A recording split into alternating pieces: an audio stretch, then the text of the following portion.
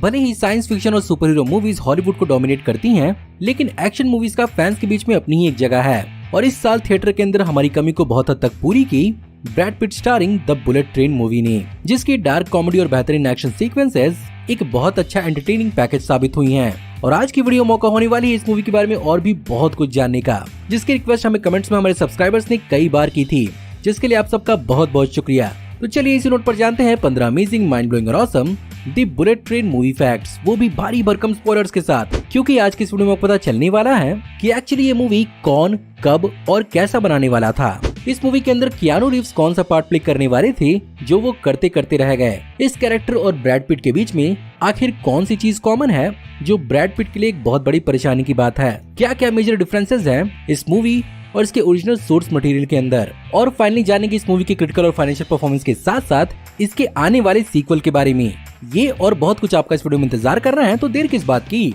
Hey guys, मेरा नाम है पंकज सागर और आपका स्वागत है गेमों को हिंदी की कॉर्पोरेट स्टूडियो में। Now without wasting any more time, let's get started.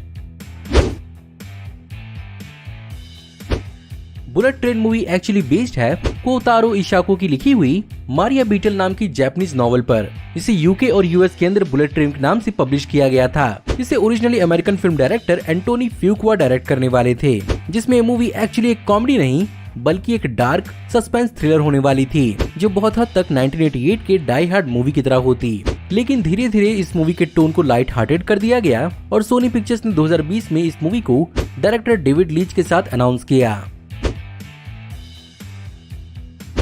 खैर, ये पहली बार नहीं था जब डेविड लीच और ब्रैड पिट ने एक साथ काम किया हो। वो बात अलग है कि एक्चुअली डेविड लीच पहले ब्रैड पिट के स्टंटमैन थे, जहां पर डेविड लीच ने ब्रैड पिट की मूवीज जैसे कि mister and Mrs Smith, fight club और ट्रॉय जैसी मूवीज के अंदर उनके स्टंट डबल का रोल प्ले किया था। और तभी से इन दोनों के बीच में बहुत गहरी दोस्ती है।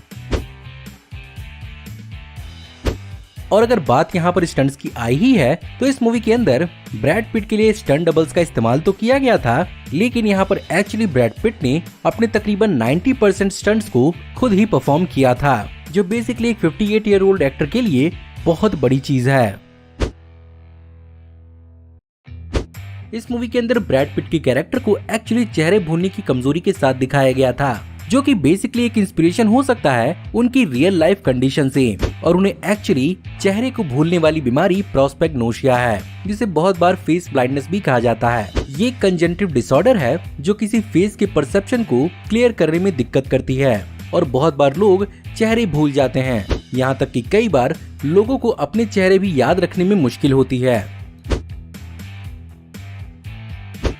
ब्रायन टैरी हेनरी का कैरेक्टर, जो बेसिकली इस मूवी के अंदर लेमन के नाम से जाना जाता है, उसे लोगों को जज करने का एक बहुत ही इंटरेस्टिंग तरीका दिखाया गया था, जहां पर वो थॉमस द टैंक इंजन के कई सारे कैरेक्टर से लोगों को जज किया करता था। लेकिन यहाँ पर ब्रायन टैरी हेनरी ने लेमन को खुद ही थॉमस के ऊपर मॉडल किया था और उसे ही दिमाग में रख के उन्होंने इस कैरेक्टर को प्ले किया था।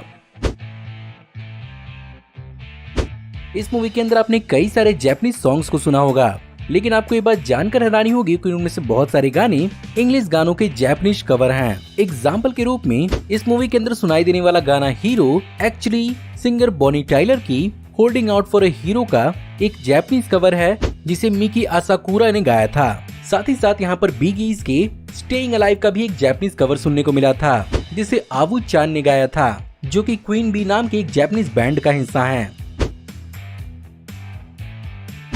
बात अगर यहाँ पर म्यूजिशियंस की हो रही है, तो यहाँ पर लेडी गागा की भी बात कर ही लेते हैं, जहाँ पर रिसेंटली लेडी गागा ने हमें अपनी एक्टिंग परफॉर्मेंसेस से काफी ज्यादा इम्प्रेस किया है, जिसके कारण ही उन्हें जोकर 2 के अंदर हार्ली क्विन का रोल दिया जा रहा है। खैर, वो मूवी तो बहुत आगे की बात है। एक्चुअली इस मूवी के अंदर भी यहाँ पर हमें लेडी गागा दिखने वाली थी, लेकिन 2021 के अपने हाउस ऑफ गुची में बिजी होने के कारण उन्होंने इस रोल को रिजेक्ट कर दिया।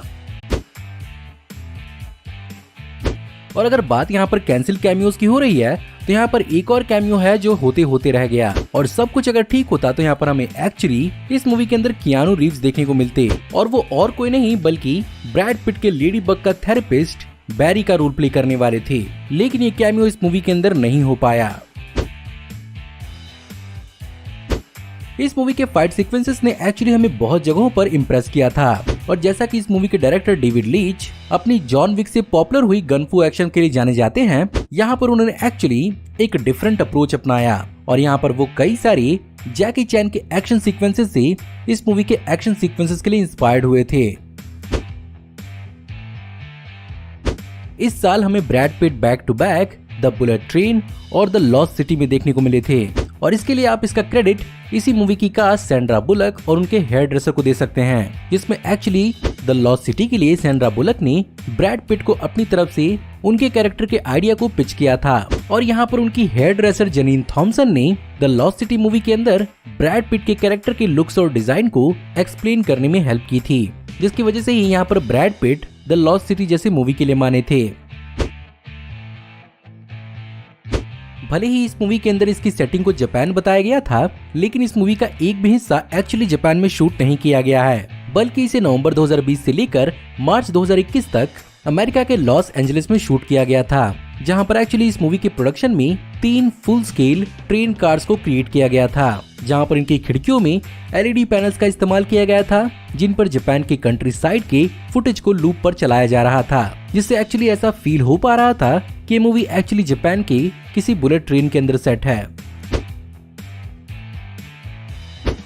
अब जैसा कि हर एक एडॉप्टेड प्रोजेक्ट कहीं न कहीं अपनी सोर्स मटेरियल से डिफरेंट होता है, ये मूवी एक्चुअली बहुत से मामलों में वास्टली अपने सोर्स मटेरियल से डिफरेंट है। एग्जाम्पल के रूप में इस कहानी के कई सारे कैरेक्टर्स नॉवल के अंदर एक्चुअली जापानीज हैं। साथ ही साथ यहाँ पर लेडी बग एक एक्सपीरियंस असैसिन के बजाय एक यंग असैसिन होता है, जिसके पास ज्यादा एक्सपीरियंस नहीं होता है, और यही चीज बेसिकली एक्सप्लेन करती है उसके क्लमजी नेचर को। साथ ही साथ मूवी के अंदर हमें वुल्फ का एक बहुत ही छोटा रोल देखने को मिला था, लेकिन नॉवल के अंदर इसकी कहानी को और भी ज्यादा एक्सपेंड किया गया था, जहाँ पर लेडी बग और उसकी राइवलरी को अच्छे से समझाया गया था। वहीं पर मूवी का सबसे खतरनाक विलन नॉवल के अंदर एग्जिस्ट नहीं करता है, हाँ, लेकिन इसके बजाय एक मॉब बॉस योशियो मेनेगेशी एग्जिस्ट जरूर करता है, लेकिन मूवी के अंदर उसे एक बहुत ही छोटा कैरेक्टर दिखाया गया था, जिसे व्हाइट डेथ एक्चुअली रिप्लेस करता है। और फाइनली मूवी के अंदर जैसा कि लेडी बग के फाइनल डेस्टिनेशन को क्योटो बताया जाता है, नॉवल के अंदर ये ट्रिप टोक्यो टू मोरिका है।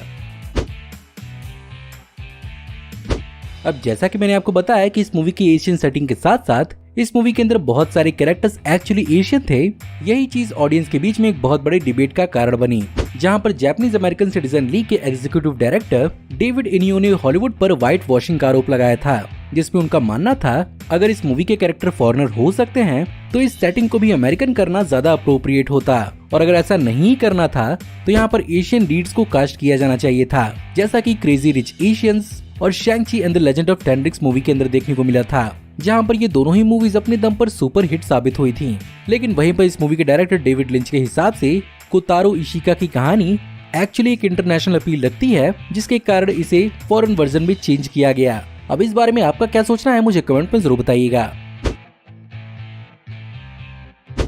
बात करें अगर इस मूवी के बॉक्स ऑफिस परफॉर्मेंस के बारे में, तो इस मूवी को तकरीबन $101 मिलियन के बजट पर बनाया गया था, और इसी बजट पर इसने अब तक तकरीबन $235.7 मिलियन कमाए हैं। वहीं पर क्रिटिकली इस मूवी को मिक्स्ड और एवरेज रिव्यूज ही मिले हैं, जहां पर बहुत सारे लोगों ने इस मूवी के स्टाइल को किल बिल और जॉन विक से कंपेयर भी किया, और अपने एक्शन सीक्वेंसेस के दम पर ही ये मूवी लोगों के बीच में बहुत हद तक पॉपुलर हुई है।